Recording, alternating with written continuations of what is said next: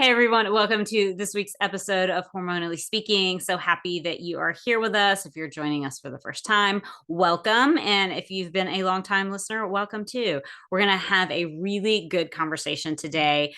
Some stuff we've covered a little bit on the podcast before in terms of taking care of your pelvic health and, of course, dietary approaches. But we're going to talk about how some of that is connected. And we're also going to cover some really interesting things in an area that I feel like is not talked about a lot. I think I've covered my personal experience with it a little bit at one point, and that's oxalates. So if you don't know what those are, don't worry, you're going to know what they are by the end of the episode. So today's guest is Eliza Hippel, who is a certified nutritional consultant who's passionate about helping individuals struggling with autoimmune and chronic illness. Eliza has her master's degree in physical therapy and has been working as a physiotherapist for the last 4 years. Eliza also works as a personal trainer focused on active rehab and promoting health through physical exercise.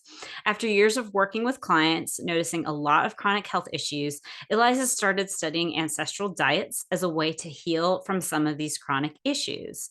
Eliza uses protocols like the GAPS, which is a gut and physiology syndrome, carnivore, keto, and paleo as tools to improve health from the inside out.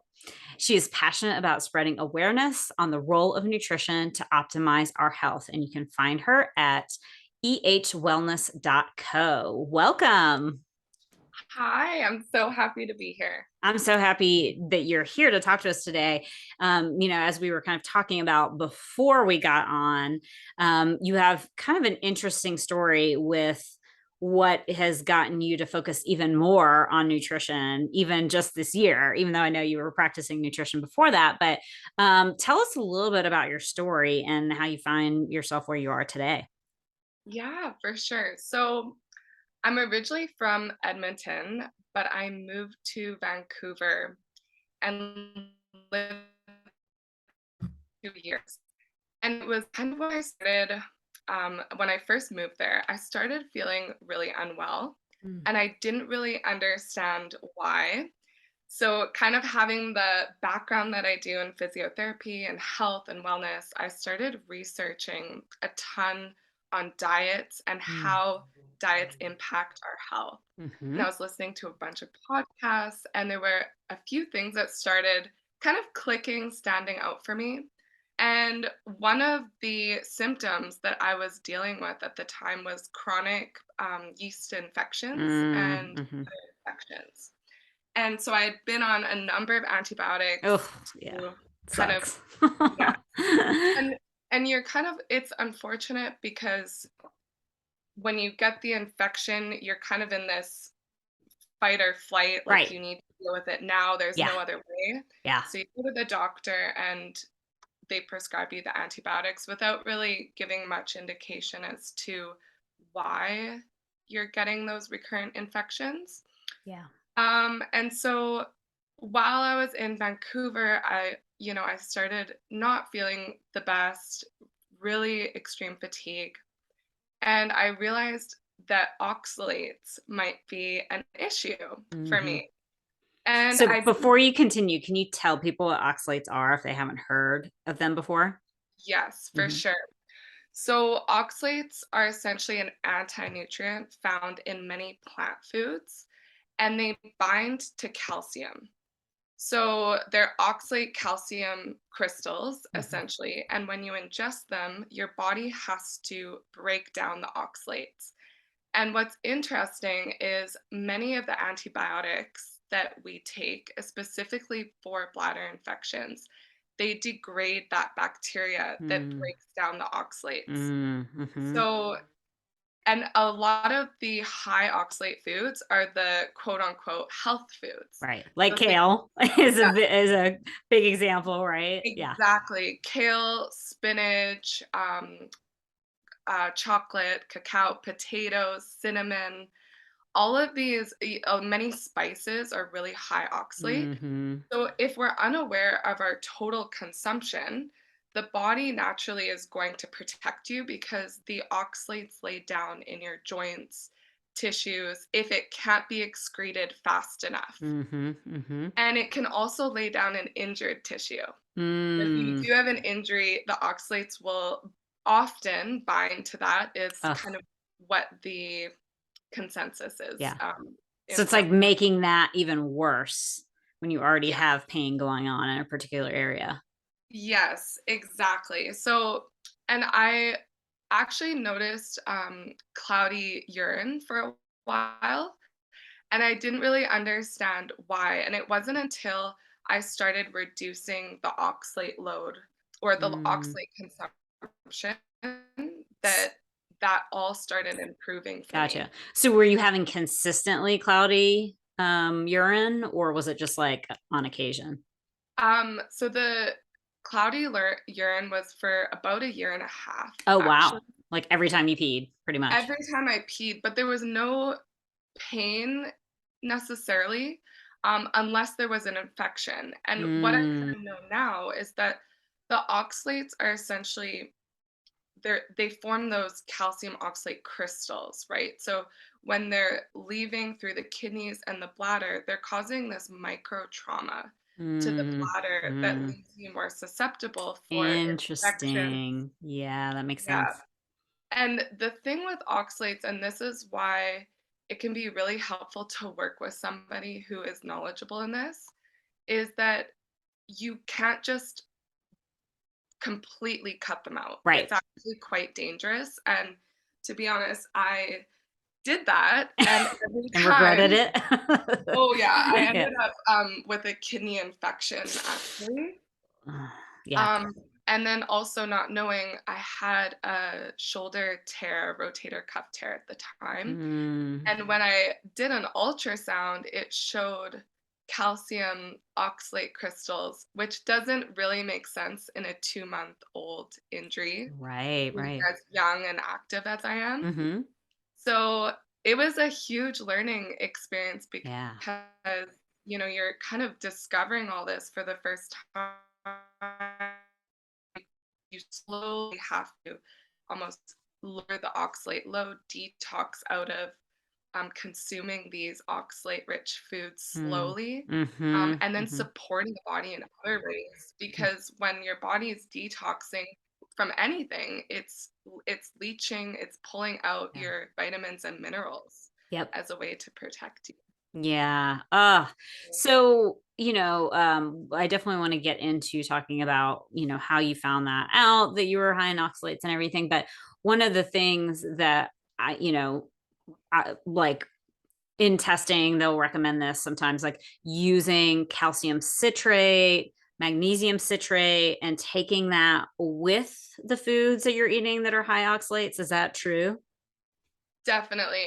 I'm not I don't recommend calcium citrate as much as magnesium citrate. Mm-hmm. I think as long as you're taking, a citrate, it's going to help break Okay. down some of those oxalates and Mm. then pairing it more with calcium-rich foods. Makes And sense. it's interesting because many of the traditional dietary or traditional dishes that have high oxalate foods, such as spinach, for Mm-hmm. example. Mm-hmm. There's an East Indian dish called palak paneer, Mm-hmm. and it's the sautéed spinach with the cheese. Cheese. Yeah. And it's done in such a way where it's very, very smart in the sense that they're pairing this high Mm-hmm. oxalate food. They're first sauteing it so it breaks down the Mm-hmm. oxalate, and then they're Mm-hmm. pairing it with the calcium. So the calcium can then bind to the oxalates, and it's not Interesting. it's not building up in the As body. much, right? It's like the traditional cultures and traditional ways of eating were so intelligent and continue to be so intelligent, right? Beyond what we understand. But I do want to make that point because particularly things like spinach and kale, that we've gotten into this, idea that eating them raw, like thrown in a smoothie, all of that is, healthy for us. And as you just mentioned, it's like if you are eating those foods, you want to be cooking them so that it is breaking down those oxalates, or some of those oxalates, and some of the other anti-nutrients, right? That vegetables, not all vegetables, but some vegetables have. Um, yeah.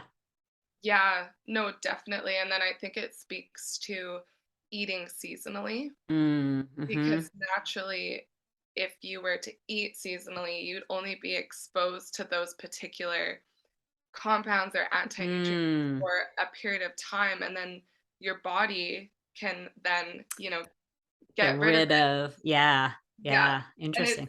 it's so funny you say about the smoothies because when I moved to Vancouver, I started having spinach mango smoothies every day, And you're and like, there it is. yeah, and it Yep, all makes sense looking back, but I had no idea, and right. here I was in the health and wellness space for about 5 years, not realizing all these kind of compounds or properties with the foods and how they can really impact the body. Yeah, yeah, absolutely. And let's talk a little bit about the oat test, which I just want to, before you kind of explain it, I will say that I have been trained in and utilized too. And that's actually where I first learned that I had higher oxalates. It wasn't crazy high, but it was high. And it also had on there the genetic marker for being genetically predisposed to it. Although I will say, just as a caveat, I did do separate genetic testing and I did not show it on there as being an issue. Actually, histamine ended up being an issue on my genetic test. But I do think it's fascinating. And it wasn't crazy high on the oats. So that, kind of makes sense, the genetic marker. But I do think it's really cool that through this test, we can see how those oxalates are doing. And then, as I would love for you to talk about what oxalates can be often found, alongside, which also is showing on those tests. So take it away. Yeah, yeah, so the oats test is, I believe, the gold standard for oxalate testing from Great Plains Laboratory. I Mm-hmm. also did the oats test, which didn't show crazy high Mm. higher end. Mm. Mm-hmm. And what the oats test also shows is any fungal markers, or candida kind of yeast overgrowth, and then I believe some heavy metals. Correct me if I'm They have detoxification markers on there, so it can kind of like point to, particularly if you're having problems with detoxification, which we know if you're having problems with detoxification, then heavy metals are probably going to be an issue.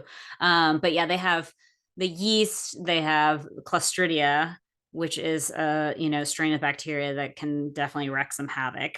And then I love it too because it has the B vitamins, so you can really see B vitamin levels in the body, and B vitamins are so important when it comes to detoxification, liver health. And then, yeah, a bunch of other like mitochondrial markers and things like that too. So it's a very comprehensive and in-depth test. Yes, Yeah. yes, and definitely having the background because even when I did my test, I didn't recognize on the test that it was showing high levels of mold. Mm-hmm. Mm-hmm. Mm-hmm. So it is very much there's an art to Oh my reading. goodness. Yeah. Yeah, It yeah. takes a while of like you keep having to practice reading that test, right? Because you learn so much over time, the interconnections. Yeah. Yeah. So I guess caveat if because you can order the test as a patient, so you Yeah. don't necessarily need a practitioner, but if Yeah. you Don't do it. are yeah, if you are doing that, work with a practitioner Mm-hmm. Mm-hmm. to interpret the results. Yeah. But going back to your question about kind of what you often see is that triangle with higher oxalate, yeast, or fungal overgrowth, and then Mm-hmm. that can also be linked to a buildup of heavy metals. Mm-hmm. Mm-hmm. Um, and so those three things kind of work together, and it can be hard to get out of that cycle Yeah. because they all impact the other. So they're impacting the microbiome health, your ability to detoxify. Mm-hmm. And then when you are getting elevated levels of the fungal overgrowth or heavy metals, it's harder to break the oxalates down. It's kind of this cyclical cycle. But it I guess I should say, like, it can feel maybe overwhelming for somebody learning about Yep. oxalates Yep. and coming to the realization that, okay, this might be impacting me. And the same thing happened to me as I heard it in a podcast and it kind of spoke to me. I thought, okay, I need to look more into this. And the more that I looked into it, Hmm. I was like, wow, Hmm. this is more people need to know. Yeah. Yep. Um, It's and it definitely can, something that's not talked about enough, in my yes, opinion. Yeah.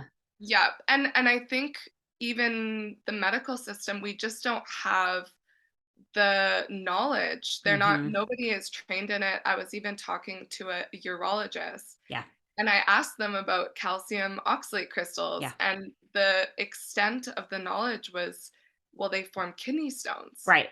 But what about before the stone Right, forms? There's exactly. still It's like all they know it's happening because they know that that's what it's made of, so it's like, can we reach beyond it just being this fully formed stone out of nowhere? well, exactly. And if it's already reached the point of kidney stone formation, I can I can pretty much say that it's definitely, caused issues in Yeah, other areas of the body, and yeah. everyone is different in terms of how the body detoxifies and how the body deals with it. Mhm. But I think if you're kind of new to learning about oxalates, a good Facebook group is actually trying low Mhm. oxalate.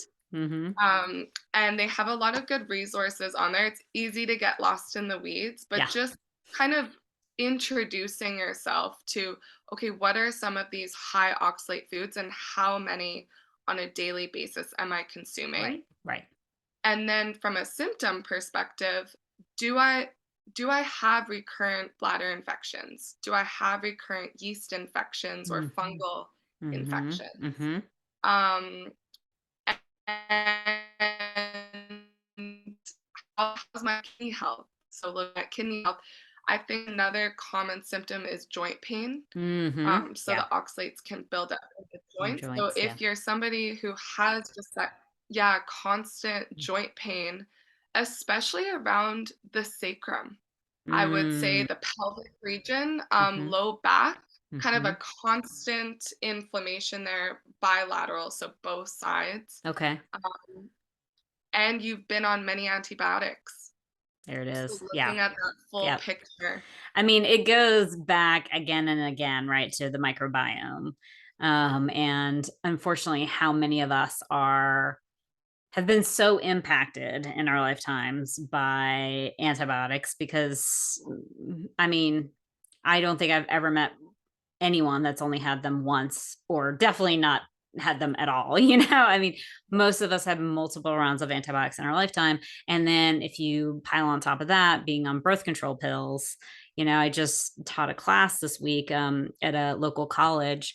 And I brought up that birth control impacts our microbiome, and all of these like 19 and 20-year-old girls were like, you know, and it because we're not taught that, right? And that these essentially act very similarly to antibiotics. And so you have to think about how much I don't mean to be all dim and grim about it, but like how hard it is for our poor tummies, for our poor microbiomes, right? How much damage has been done.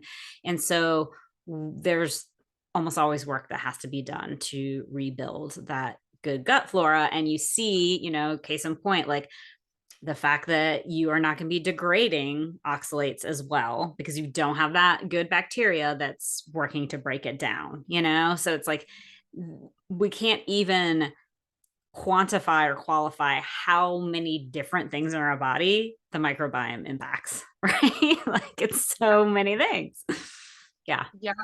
Yeah, I feel like it's kind of our life force in Yep. a way, right? Like if Mm-hmm. our gut isn't doing well, we don't feel well. Right. Our immune system Yep. isn't functioning Working. well. We can't detoxify well because it's Mhm. like even though your liver and your kidneys are, doing sort of the breakdown of everything, a lot of it has to go out your gut. And if your gut's messed up, it ain't gonna get out, right? It recirculates. Yeah. Yeah. Yeah. Definitely. And I think that's what kind of drew me into the ancestral diet Mm-hmm. and looking at those really nutrient rich foods to Mm-hmm. kind of get ahead Mm-hmm. because not only have many of us undergone antibiotics, we're also eating foods that have such poor nutritional value. Yeah. And I mean, even eating organic, it's I know. like I remember when I was younger and getting into fitness, I was eating chicken breast, rice, and like some sort of vegetable Mm-hmm. every day. Mm-hmm. And the nutritional value of that's actually very, very low. Mm-hmm. And so that's what I found fascinating, and I'm really starting to feel the difference eating these nutrient-rich foods, Mm-hmm. um, where we're going back to nose to tail eating. We're eating some of the organ meats. We're Mm-hmm. eating the fat on the meat. The fat's some of the most nutrient-rich part, Mm-hmm. supporting the immune system, supporting the epithelial lining of our Mm-hmm. gut. Mm-hmm. And so also while we're detoxifying, we're getting enough nutrients to Right. allow that process to occur. Right. And if you are somebody who does have that higher toxic load, definitely you're going to be depleted a lot quicker of nutrients. Yeah. So consuming a high nutrient diet is critical. Super important. Yeah. So how did you end up, going on the path of ancestral diets? And can you maybe explain further, if people haven't heard that word ancestral diets, like what are some of the options that are out there in that world? Yeah. I mean, I think the term ancestral has kind of become a buzzword recently. Mhm. Um, but it really speaks to traditional ways of eating. Mhm. Every culture has their deep rooted traditions Mhm. of food based around food, like rituals that occurred. And that was kind of how I started was I was researching different tribes, actually, some of the Maasai in Mm, mhm. Africa, Tanzania, the Hadza. Nice. Um, and I also stumbled into GAPS, which stands for Gut and Psychology Syndrome, Mhm. or there's a new book, Gut and Physiology Syndrome, by Mm. Dr. Natasha Campbell McBride. Mhm. And she's a Russian neurologist that got her medical designation in nutrition, Mhm. and she had come up with this protocol to essentially heal her son from autism. Mhm. And as the diet has progressed over the years, a lot of families would come on board and do the diet with their son or daughter. And they noticed that they were recovering from a lot of autoimmune issues, Mhm. schizophrenia, um, just kind of arthritis, Mhm. so many illnesses that the medical system has deemed as kind of incurable. Right. And that really inspired me to look further into it.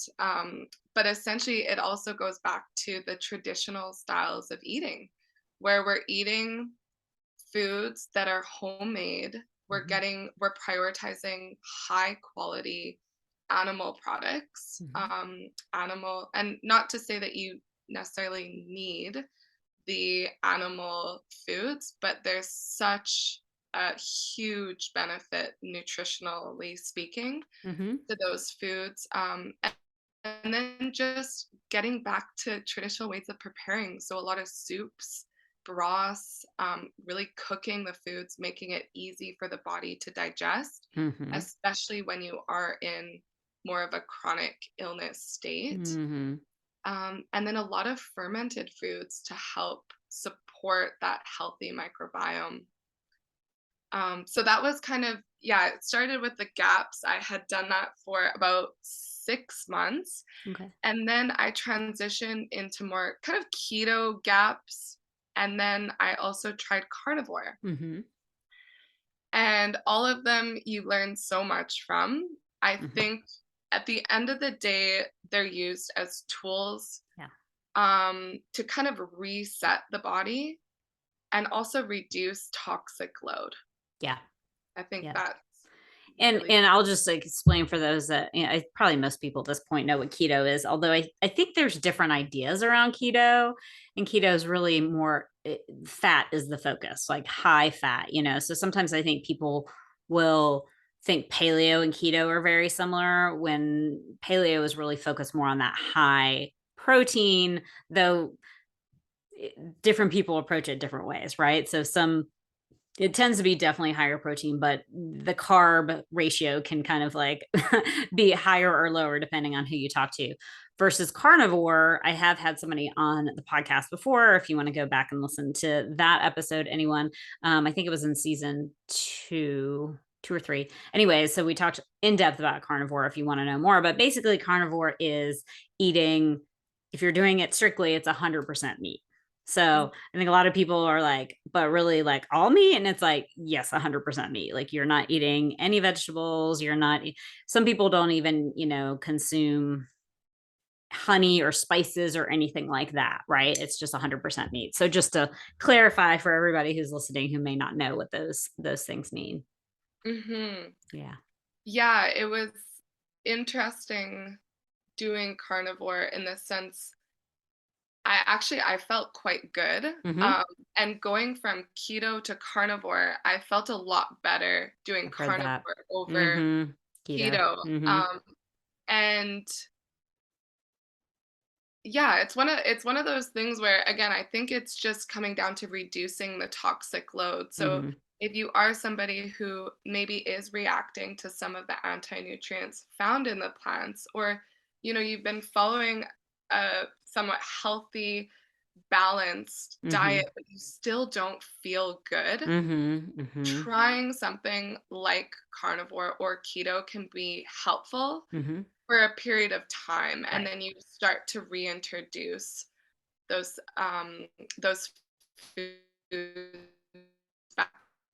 And as women too, it's different than a man trying Mm-hmm. carnivore, and I'm Mm-hmm. sure you've kind of heard this.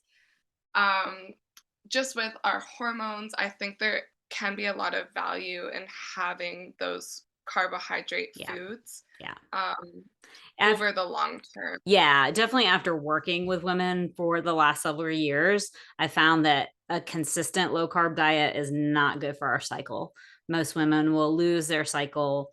They'll end up having, other issues. So I know it's tough because a lot of women do feel better on these diets for a while, and it can be a long while. They can still feel great, but not have a period. And that is an issue, of course. Like not even the period so much. I always try and refocus people on ovulation is actually the important part of our cycle. The period is just a signal that we're sloughing off uterine lining, and you may or may not have ovulated. You can still have your period even if you didn't ovulate, so we care about that ovulation because that gives us that sweet, sweet progesterone, and we're not going to have that progesterone without ovulating.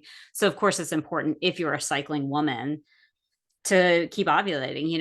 I do find that so many of the studies, and I actually wrote about this recently for intermittent fasting, most of the studies and stuff that are out there are on men's bodies, right? Still to this day, it's like they're like, oh, sorry, it's too hard with women because of your fluctuating hormones to study you. And so not helpful at all when they're saying, oh, these things do this, and this, and it's so great.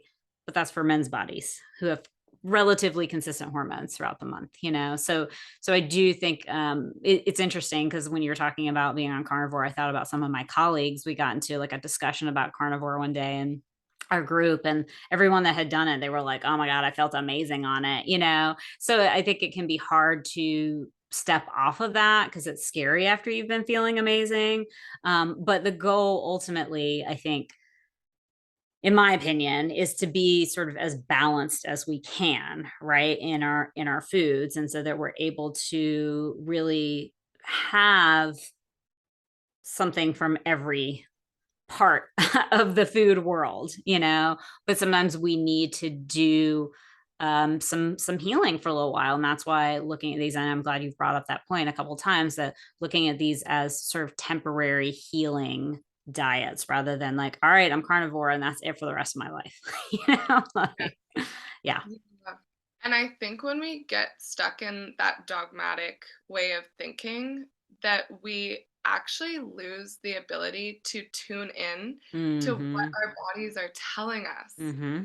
Because it changes, just like you're saying, day to day. And as Hmm. women, I think we're even more sensitive to that with Yes. and and it's actually such a beautiful and powerful thing because when we are in tune with it, it really guides us Yeah, on how to live our lives, how to absolutely. eat. Hmm. And I think that was actually one of the biggest things that I took away from doing these more stricter Hmm. diets was that I regained the ability to tune in on what is my body telling me to eat right in Hmm. this moment. Hmm. And I noticed it was aligning with my cycle. And that was such a cool thing because then you're really like living up to your full potential Hmm. in terms of supporting your body, supporting your mind, supporting your hormones, Hmm. how you feel on a daily basis so that you're living optimally. Yeah. So I have a question for I think probably representing some people listening and definitely certainly some clients who I've brought up at different points, possibly doing something like carnivore. They're just like, I don't want to eat meat all the time. Like I'm just not drawn to eating meat all the time. So how do you respond to that? I think it definitely has to be that person's choice. Hmm. I wouldn't ever push anyone to do carnivore. It has to feel right. And I think a lot of times for somebody to choose to do carnivore, they're in a space where they're very ill. They're not Hmm. feeling good. Hmm. And it can sometimes be out of desperation. Hmm. Right? Like, let's try, I'm committing to trying these different things so that I Hmm. feel better. Hmm. If So true. somebody just wanted to do it for the fun of it to see, Yeah. then, that would be fine. But I think in a lot of cases, when that individual chooses to do it long term, it's because they really are not feeling good It's a and good point. there's something underlying. Yeah, Yeah. there's something underlying there. Yeah, absolutely. And one thing I do like to note with, carnivore, I think it happens with keto too, that they call it I don't know, it has some kind of name, keto flu or something. Yeah. And I do definitely know with carnivore, I mean, my own experience is kind of hard to kind of talk to say that because I lost half my colon. So like things are gonna go off, with my stomach very easily. But I have read this and heard this from other people that particularly in the beginning of going carnivore, because your microbiome has been so used to fiber and these other foods coming in, that it can make things a little cranky for the first like couple of weeks or 3 weeks. You may be using the bathroom more often. So just so that people are aware that that can happen, and that usually it's just a phase, I believe, and then things normalize after that. Yeah, definitely the increase in meat protein Hmm. and fat is Hmm. going to change the microbiome Hmm. and the elimination of those starches and fiber. Hmm. But I think, and this is why it's helpful to work with somebody, is you can't just jump into carnivore. Right. And people And do. yeah, Yeah. and like I was saying before, it can actually be quite dangerous. Hmm. Not to scare people, but if your body is not ready to detox, it's it can actually cause damage to your Yeah. system. Yep. And to be honest, that's kind of what happened to me was Hmm. I had learned about all these things. So I said, okay, let's cut Let's them do out. it. Yeah. Let's do Yeah. it. Yeah. I'm ready. Like I mentally was ready, but my body was not ready. Yeah. And like I said, I ended up with that kidney infection. My Yeah. hair was falling out. Like all these Hmm. things started happening, and I didn't have the knowledge and the support to Hmm. really understand what was going on until looking back. Hmm. And So that's why if you are going to go into something like carnivore, you want to be on a lower carb, in my opinion, way of eating for a period of time, or at Hmm. least be cutting out a lot of these starches and vegetables before you just go cold Cold turkey into turkey. it. Yeah. Yeah. Yeah. It, And and I think this is so true across the board with any kind of, quote unquote detox that you do, right? Because what I've definitely found in my practice is, most of us need some support in opening up our drainage pathways before we truly start to move things, right? Because we want to make sure that it is like moving out of the body and not, staying in your body and wreaking havoc, and B, doing it as sort of gently as we can, right? And really kind of like trying your best to take care of your body in a good way in this process. And like you said, it's like our brains are often like, let's go, like people want to like do it and get it over with, and I often will tell my clients when we step into doing like an eradication protocol based off of their GI map and that kind of thing, I'm like, well, let's start low and slow. We always want to start low and slow and see how your body responds. And they're like, but I want to just get to the ultimate. And it's like, you're gonna regret it. It's not, like you're not gonna feel good. Your poor body's gonna be like, it's like we want to minimize the negative symptoms. There's always gonna be a little bit when you first start something, but like if it's crazy intense stuff and you're having it, beyond 3 days, I'm like, all right, you gotta pull back. You gotta give your body a rest. yeah, yeah. And to that point, looking at lifestyle and Hmm. kind of those daily practices to support the stress associated with Hmm. detoxing, stress with life, Hmm. and just being ready from that perspective is like, is your job really stressful? Are Right. you working a lot? Are Are you you traveling a lot for work or whatever? Yeah. Yeah, Mhm. do you have those kind of daily stress management practices you're eating or you're doing a bath to support the process? I Yeah. think that's so important. Yeah, absolutely. Detox support. That's why I always tell people the physical detox support is what I call it too. Like, like, I mean, we've got the meditation visualization, get into your parasympathetic nervous system component, but then we've got the Epsom salt baths, the castor oil packs, the coffee enemas, all those kinds of things too that are just going to help you feel a lot better. I just had this with a client where she, didn't want to do coffee enemas, and I get it. Some people just are like, no, but she was open to a colonic and she did the colonic. She's like, oh my God. And I was like, yeah, because when we're doing some going in and working on those bad guys, like having a way for them to like really get out of your body is going to make a huge difference. Yep, Yeah. huge. And I must say, with the carnivore diet, I found, and other people that I've talked to, if somebody is struggling with constipation, Hmm. carnivore diet can actually be the method opposed to keto to Get get them things moving. moving Yep. again. And Hmm. it's counterintuitive Hmm. because we've been taught increased fiber Yep. to relieve constipation. But if your microbiome and your gut is damaged, that fiber can be very irritating and Right. actually be slowing things Things down. down. So Yeah. Very good when point. we, yeah, when we remove the fiber, I find it just kind of gets things moving again, which is such a good feeling for somebody who Yeah. has been struggling with constipation. I actually much prefer fiber for loose stools than for constipation. Like it's like just adding on, and I tell people all the time because we have been taught, right, that people think that meat like putrefies in our stomach and just like does all it just like doesn't break down and stays there for 7 years and whatever kinds of things have been talked about. And I tell people all the time that think that vegetables are easy to break down and meat is not, because I have experience having an ileostomy, which is, my small intestine not being connected to my colon and being on the outside of my body.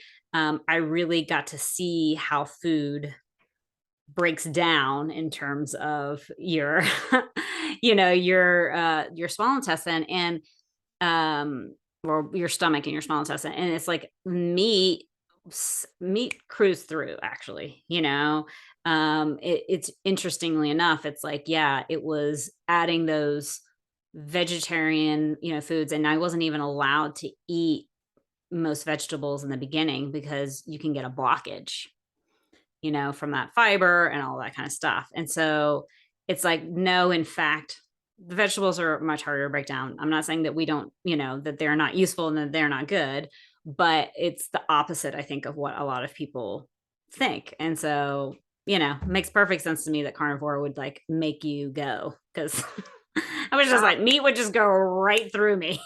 I'm like, well, there it is. proof is in the pudding. I Yeah, love yeah, yeah. exactly, exactly. So when did you transition off of carnivore and how did you do it? Yeah, so I started not feeling as good after a few months on Mhm. carnivore, Mhm. and I think that was my hormones speaking to me. Mhm. And so I transitioned off more back to keto, Mhm. um, having some carbs, but more in the form of fruit. Mhm. And I was feeling really good having the fruit. I remember the first day after a couple months having my first, I think it was something simple like blueberries, and Mhm. the rush I got at the You're like, gym. "Woo!" Yeah, I felt like I had 3 pre-workouts. I don't take Yeah. pre-workout, but that's Yeah. what I feel like. Yeah. Yeah, so then I started having more fruit and meat, and then I just really started listening. Mhm. I had a potato, Mhm. and it sounds so silly, but I had this potato, and I remember feeling so giddy Mm. after eating and laughing and just Mhm. feeling so good after this potato, and I used to eat potatoes all the time. I never felt that. Yeah. Actually, no, Alright. it was one Oh, thing I felt really good on, and I okay. remember saying that, back a trip to Colombia, and pretty much I ate twice a day, and my Mm. first meal was potatoes and eggs. But then Mm. when I learned about oxalates, I was like, Mhm. "Oh, I maybe shouldn't be having these Right. potatoes," but Right. again, it depends on how you're cooking the potatoes. Right. So now I boil them, strain them, and then I'll fry them, Gotcha. and it reduces the oxalates. Yeah, and Yeah, I yeah. feel really good having the potatoes, and I Yeah. find I'll have that around my cycle, so Mhm. about a week before my period, I will Mhm. or the bleed week, Mhm. I will have some more potatoes, I'll have squashes, have a bit more citrus fruits, Mhm. and Mhm. just kind of seeing the effect, because all the cravings that I used to have, they've kinda gone away, Yeah. like, when you listen, Yep. right? When you give your body what it needs. Yeah. I think Mhm. that's a beautiful sort of description of intuitive eating. And intuitive eating is not simple because we have a lot of messages coming from us, but it is the healing work that we do on our bodies does actually get us more in touch with our body's needs if we're, up for listening and not trying to like control the situation. Definitely. Yeah. And the other thing that I find has really made an impact is I'll eat few pieces of raw liver every day. Okay, I was gonna ask you if you went, yeah. Yeah, yeah.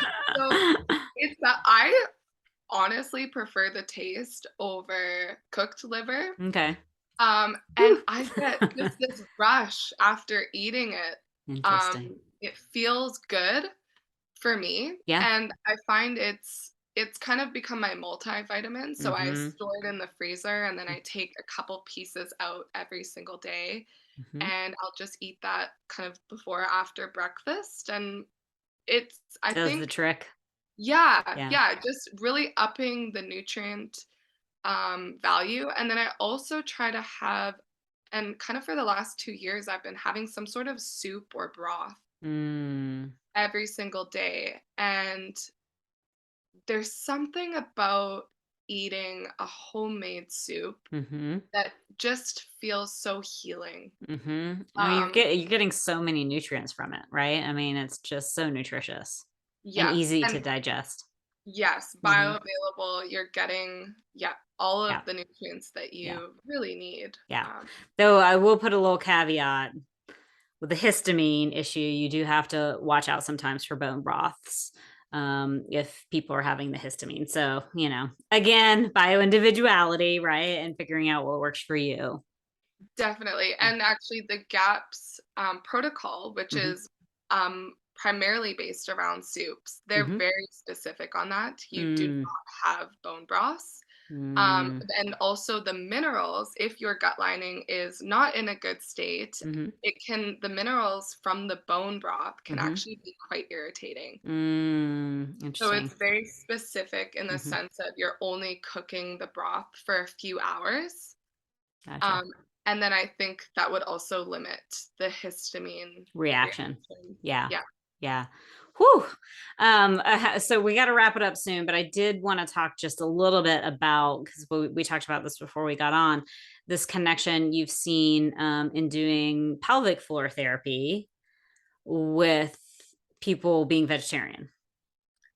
Yeah, Mm-hmm. and so this is anecdotal. Mm-hmm. I'll put that caveat in there. But Mm-hmm. when I moved to Vancouver for the 2 years, there was a huge push I was seeing with all of the clients I was working with as a physiotherapist Mm-hmm. to become vegetarian. And I actually myself had become vegetarian, which is where the mango spinach smoothies It came from. came from. Yeah. Yeah. And what I was noticing is a lot of women coming into my practice with a similar presentation, kind of chronic irritation or inflammation right around their SI joint, low back. Mm-hmm. And they would be always pointing to the spine, kind of where their pelvis was. Mm-hmm. And when in some of the cases, I would ask them, what their diet was like, and a lot of them had said they had recently become vegetarian. And not to say that there's something wrong with being vegetarian, but having that knowledge base on what foods do what on the body and Mm-hmm. be rotating up the foods. Mm-hmm. And a few of them, when I sent them back to the doctor, it turned out they did have an underlying bladder infection. And when they Interesting. started to cut down on the oxalates, yeah, when they started to cut down on the oxalates, their low back pain, kind of SI joint pain, substantially, in some cases, diminished completely. Wow. Um, Wow. yeah, and actually, thinking back on it, I had a similar symptom was just that constant low grade pain, Mm-hmm. um, and I had gone as far as doing even prolotherapy, and I remember Mm. after doing the GAPS diet for a few months, I felt like I had a new spine, Interesting. Yeah. and I remember sitting on the pier and kind of cross-legged and was like, "Wow, like, I haven't been able to sit like a kid with my spine in years." And Interesting. I'm, Yeah. Well. just under 30, Yeah. so that's not normal. Yeah. That's Yeah. Yeah. shouldn't be the case. Yeah. Um, Absolutely. Wow. yeah, Power of diet. I mean, I see it all the time in, working with clients. Particularly like we do, some food sensitivities testing alongside the GI map often. And, I mean, food sensitivities, these foods aren't meant to be out for the long haul. Same thing that we're talking about, right? It's just to help sort of bring down that inflammatory response for a period of time while you're working on healing that gut lining, because really the food sensitivities come down to a leaky gut situation, but like how the joint pain goes away, how these like random things that people have had for years suddenly they don't have, so it's so fascinating, right? Because I try and always remind people like the body wants to work correctly, it wants to work well and be healthy, and it's always trying, like all of these things that are coming up are just letting you know that there's an imbalance happening. So it's just like, let's figure out what this imbalance is. And sometimes it takes a little bit, I mean, of trial and error. That's just unfortunately the way it is, but luckily we do have some of these tests and everything that can really help in the guidance of which way to go. So one last thing before we head off, you said that there was mold issues alongside the oxalates for you. So did you also end up having to work on detoxing mold too at the same time? Yeah, and it was through the oats test that Mhm. it shown up the higher levels of mold toxicity. Mhm. And it made sense given just that chronic fatigue. Even though I was doing the diets, I Mhm. I wasn't getting to the other side. I Mhm. still felt really awful actually. Mhm. But it was good because I learned through the diets, and definitely now I've moved back to Edmonton just to kind of reset my nervous system. I've Mm. been doing saunas every day Nice. to detox from the mold, and I Mhm. listened to the podcast you had about mold, and I Mhm. definitely related. It's one of those things, it takes years, right, for your body to kind of just return back to balance Yeah. again, and Yep. those consistent practices really do pay off. Yeah, absolutely.